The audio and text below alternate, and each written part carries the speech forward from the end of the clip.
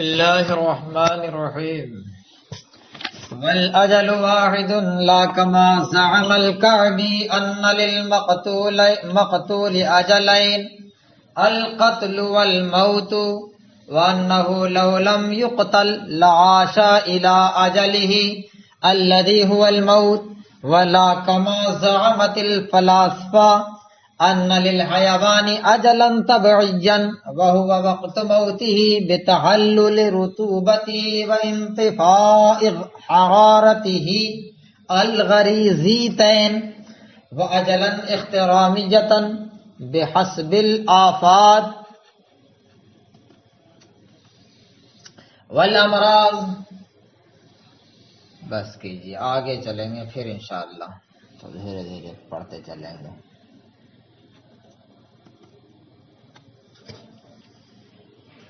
پیچھے مسئلہ گزرا، اللہ تبارک و تعالی ہی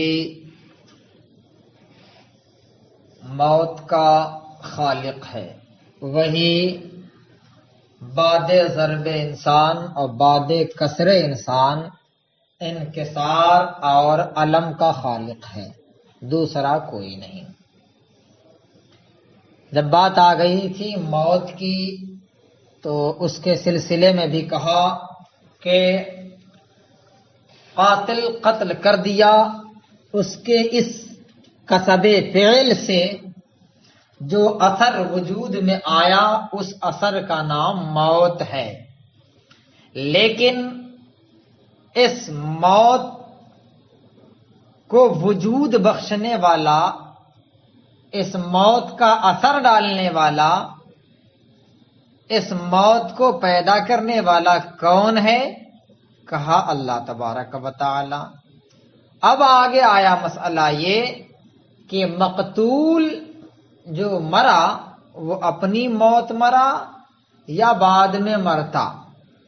اس سلسلے میں فرمایا والمقتول میت باجلہ، مقتول بھی مرتا ہے تو اپنی موت سے ہی مرتا ہے، بلا موت کوئی نہیں مرتا. یہ متفقہ فیصلہ ہے کہ بلا موت کوئی بھی نہیں مرتا. اس کے بعد اب یہاں سے بیان کرنے جا رہے ہیں الاجل واحد، موت کا وقت ایک ہے، متعین ہے، مقرر ہے. جیسا کہ پیچھے بتایا لا یستأخرون ولا یستقدمون، لا یستأخرون ساعتا ولا یستقدمون، قرآن مجید کی یہ آیت پڑھ کر کے اور بتایا بھی تھا کہ موت کا وقت متعین ہے. یہاں سے بات چل رہی الاجل واحد، موت ایک ہی مرتبہ آنی ہے. لا کما زعم الکعبی، ایسا نہیں ہے جیسا کہ کعبی، ابو قاسم محمد ابن کعبی جو معتزلیوں میں سے ہیں ان کا کہنا ہے. کیا ہے؟ ان للمقتول اجلین، مقتول کے لیے دو موت ہیں، القتل والموت. ایک تو وہ وقت، اجل کا اصل معنی ہوتا ہے وقت،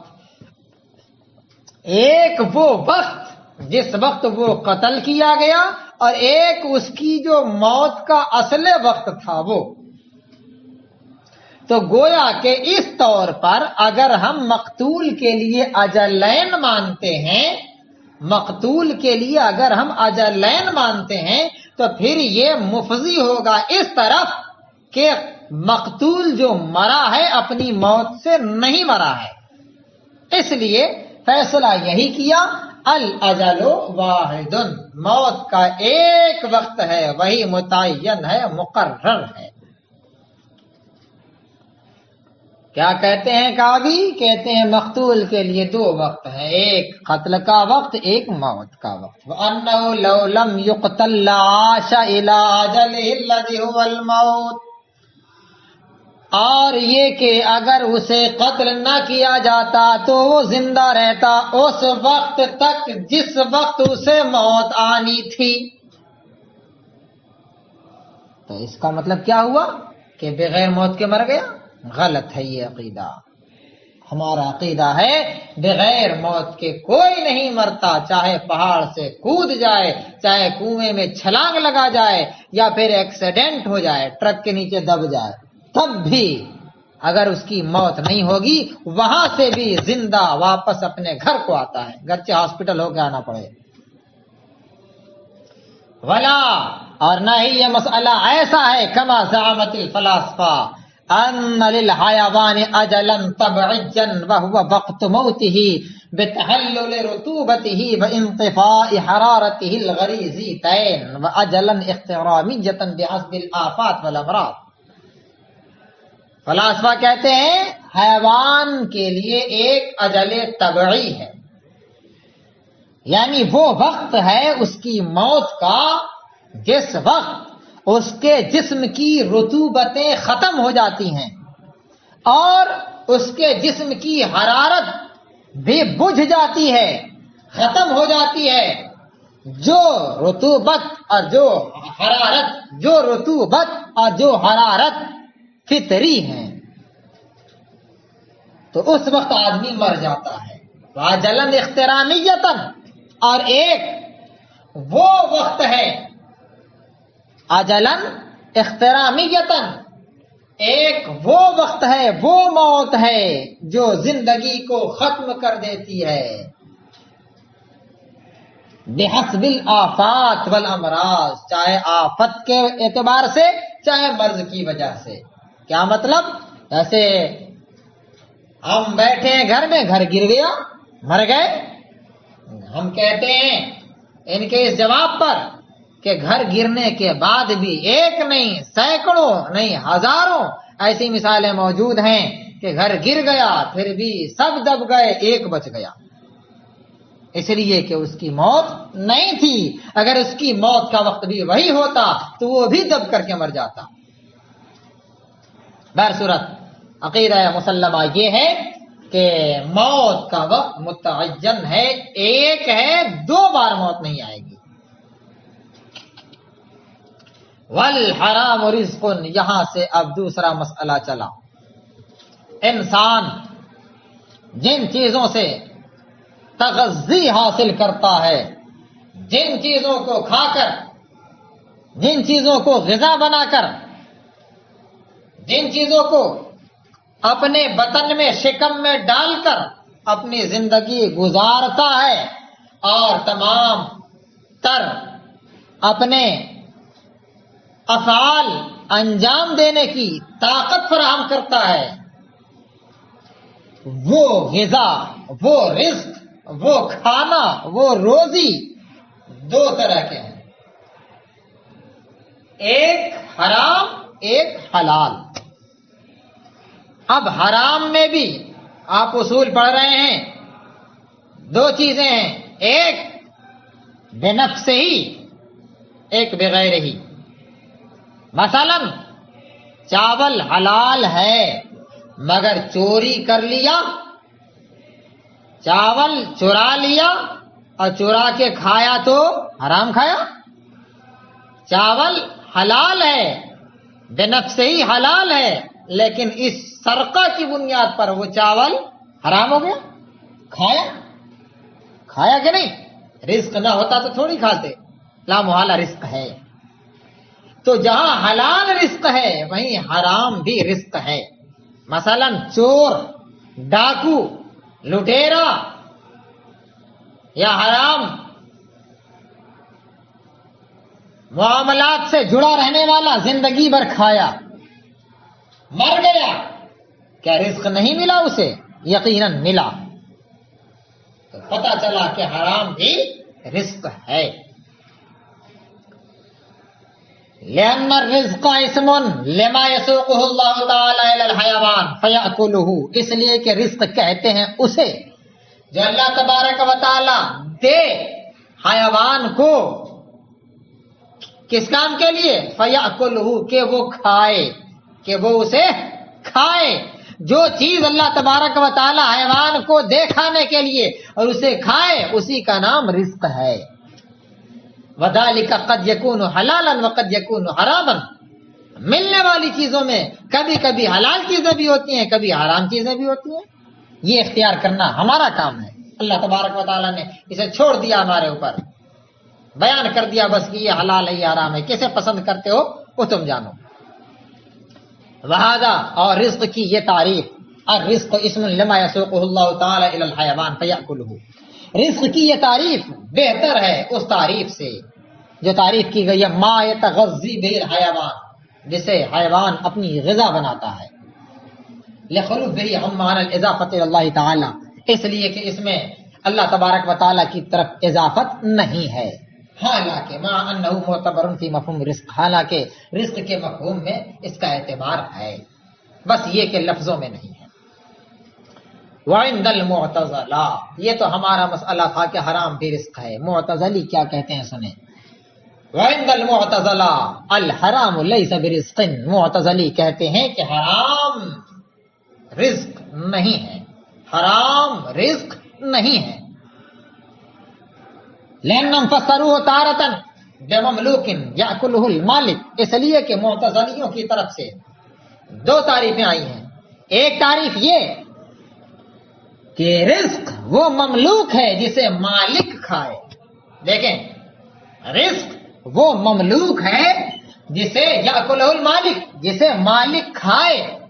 دوسری تعریف یہ کی ہے بما لا یمنع من الانتفاع به، لا یمنع من الانتفاع به،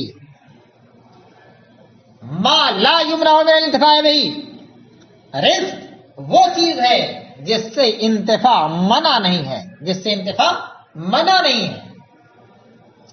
فذلک لا یکون الا حلالا، دیکھیں کیا کہتے ہیں، رزق وہ مملوک ہے جسے مالک کھائے، رزق وہ شے ہے جس سے انتفاع منع نہیں۔ وذالک لا یکون الا حلالا، لا محالہ، یہ دوسری تعریف لا یمنع من الانتفاع کے اعتبار سے انتفاع بہی شرعاً وہی چیز ہے جو حلال ہے، وذالک لا یکون الا حلالا، منتفع بہی نہیں ہے مگر حلال، تو اس کا مطلب یہ ہے کہ آپ کے نزدیک حرام رزق نہیں ہے۔ پہلی تعریف آپ نے کی مملوک یأکلہ المالک، رزق ایسا مملوک ہے جسے مالک کھائے، لیکن یلزم علی الاول الا یکون ما تأکلہ الدواب رزق،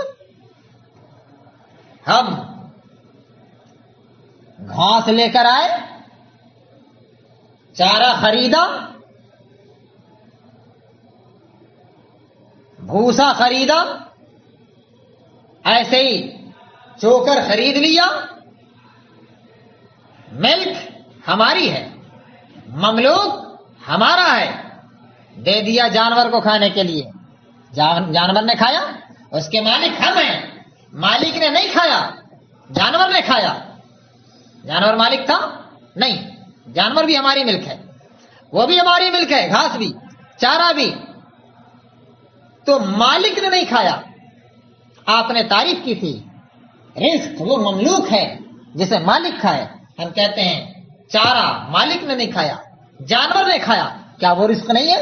یقیناً جانور کا رزق ہے، تو آپ کی پہلی تعریف اس اعتبار سے غلط ثابت ہو گئی، کیا آپ نے اس میں مالک کے کھانے کی قید لگا دی ہے۔ لیکن یلزم علی الاول الا یکون ما تأکل الدواب رزقا، لیکن پہلی تعریف پر یہ لازم آتا ہے کہ وہ رزق نہیں ہے جسے جانور کھاتے، وعلی الوجہین، اور آپ کی دونوں تعریفوں پر یہ لازم آتا ہے ان من اکل الحرام طول عمرہ لم یرزقہ اللہ تعالی صلا، کہ جس نے پوری عمر حرام کھایا اسے اللہ تبارک و تعالی نے رزق ہی نہیں دیا۔ ومبنا ھذا الاختلاف، اور اس اختلاف کا مبنا کہ حرام رزق ہے یا نہیں، الا ان الاضافۃ الی اللہ تعالی معتبرۃ فی معنی رزق، اس پر ہے کہ اضافت اللہ تبارک و تعالی کی طرف معتبر ہے اس رزق کے معنی میں یا نہیں، تو ہم کہتے ہیں انہ لا رازق الا اللہ وحدہ، کہ کوئی رازق نہیں ہے، کوئی رزق دینے والا نہیں ہے سوائے اس پاک پروردگار کے۔ جو یکتا ہے، یگانا ہے، بے مثل ہے، ہمتا بے ہمتا ہے. وَأَنَّ الْعَبْدَ يَسْتَحِقُّ الذَّمَّ وَالْعِقَابَ، اور بندہ مستحق ذم و عقاب کیوں ہوتا ہے اکل حرام پر. وَمَا يَكُونُ مُسْتَنَدًا إِلَى اللَّهِ تَعَالَى لَا يَكُونُ قَبِيحًا، اور یہ کہ اللہ تبارک و تعالیٰ کی طرف نسبت کرنا رزق کی یہ قبیح نہیں ہے. وَمُرْتَكِبُ لَا يَسْتَحِقُّ الذَّمَّ وَالْعِقَابَ، اور اس کا مرتکب مستحق ذم و عقاب نہیں ہے. کیوں؟ ہم کہتے ہیں اللہ کی طرف منسوب کرنا یہ قبیح نہیں ہے.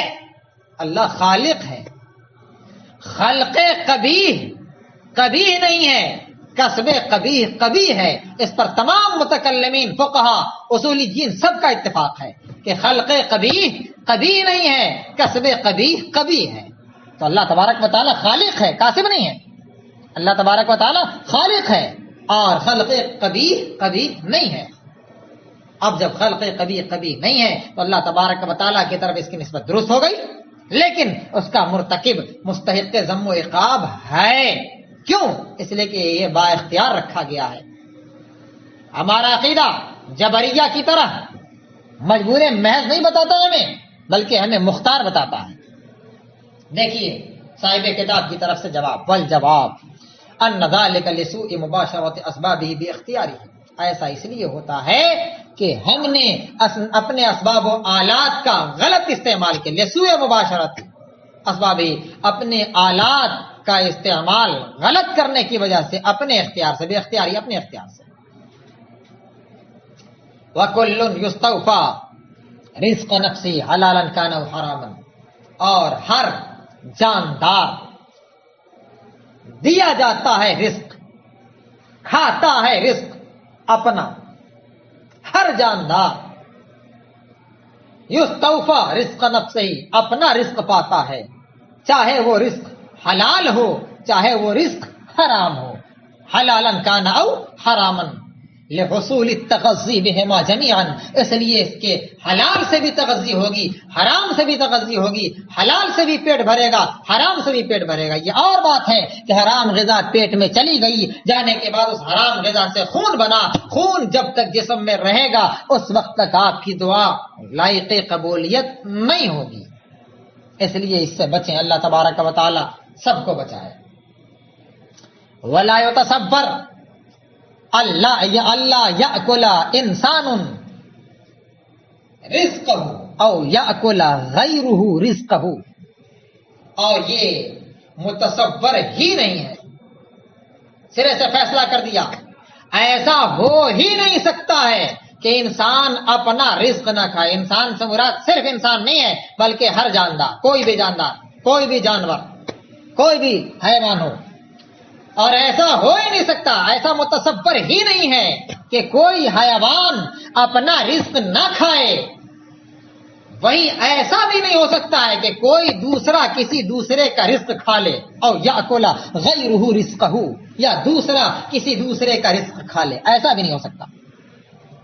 گویا کہ ہر حیوان اپنا رزق کھاتا ہے، اور جو اس کا رزق ہے وہ کھا کر ہی رہے گا، وہ کھا کر ہی رہے گا تو اس کا رزق ہے.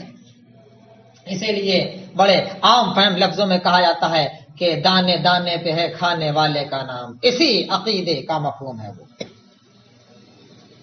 لأنما قدرہ اللہ تعالی رضا شخص یجب ان یاکلہ، دیکھیے اس لیے کہ وہ رزق جسے اللہ تبارک و تعالی نے کسی شخص کی غذا کے طور پر مقدر کر رکھا ہے، یجب ان یاکلہ، اس متعین پر واجب ہے کہ وہ اسے کھائے.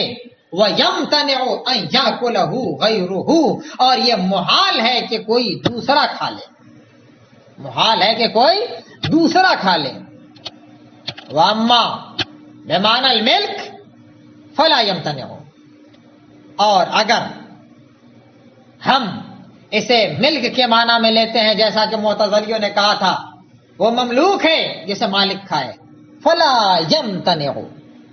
تو سب سے پہلی بات یہ ہے کہ اگر ہم اسے ملک کے معنی میں لیتے ہیں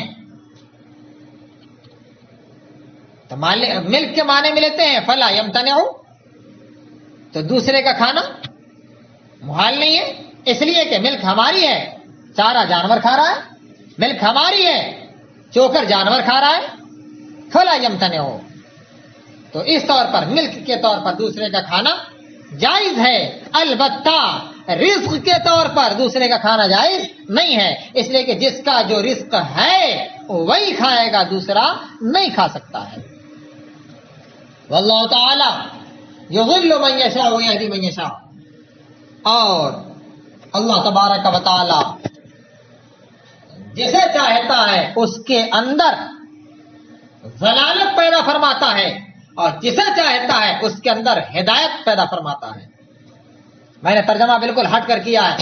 اللہ تبارک و تعالی جسے چاہتا ہے اس کے اندر ضلالت پیدا فرماتا ہے اور جسے چاہتا ہے اس کے اندر ہدایت پیدا فرماتا ہے.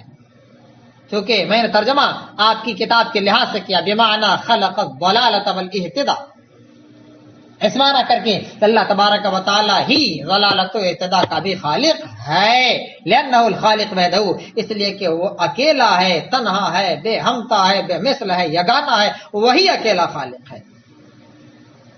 اور پھر تقریر بالمشیت بس کیجیے، بہت زیادہ ہونے والا ہے.